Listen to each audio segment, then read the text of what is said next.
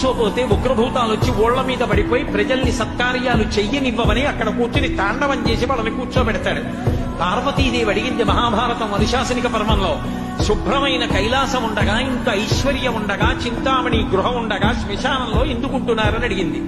అడిగితే ఆయన చెప్పాడు, పార్వతి బతికున్న నాళ్లు అన్ని చోట్లకి వెడతారు, ఏమీ తోచట్లేదు, శ్మశానానికి వెళ్ళొద్దామని ఎవరు రారు పార్వతి.